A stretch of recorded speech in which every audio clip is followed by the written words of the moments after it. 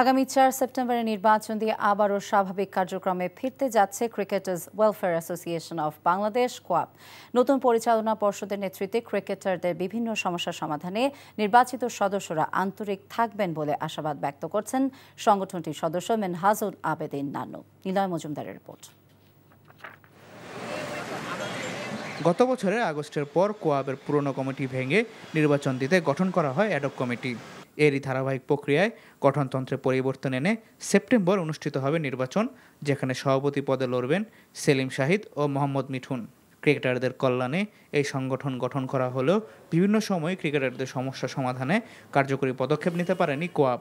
গত 12 বছর ইনঅ্যাক্টিভ ছিল এটা, এবং এখন আবার সেভাবে চিন্তাভাবনা করে আমরা আগাচ্ছি, এবং এখন ইলেকশনটা দিয়ে আবার ইলেক্টেড বডি আমরা আনছি। ওয়েলফেয়ার মানে সবার খালি আপনার কারেন্ট অ্যাক্টিভিটিস না, এখানে প্রাক্তনদেরও অনেক কাজ আছে, যেখানে সাহায্যের ব্যাপার আছে কিছু খেলোয়াড়ের, তো সব কিছু মিলে কিন্তু এই জিনিসটা। সম্প্রতি ক্রিকেটারদের দুর্নীতিতে জড়িয়ে পড়ার প্রমাণ পেয়েছে বিসিবির দুর্নীতি দমন বিভাগ।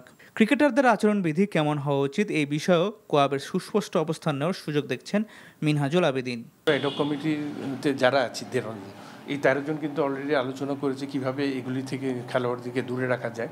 এগুলির জন্য কিন্তু একটা কাউন্সেলিং কোর্স কিন্তু দরকার আছে খেলোয়াড়দের, এবং অ্যাওয়ারনেস যেটা এটা নিয়ে কিন্তু কাজ করার জন্য অলরেডি আমরা এনসিএল টেকনিক্যাল কমিটি থেকে কিন্তু এটা আলোচনা অলরেডি শুরু করেছি।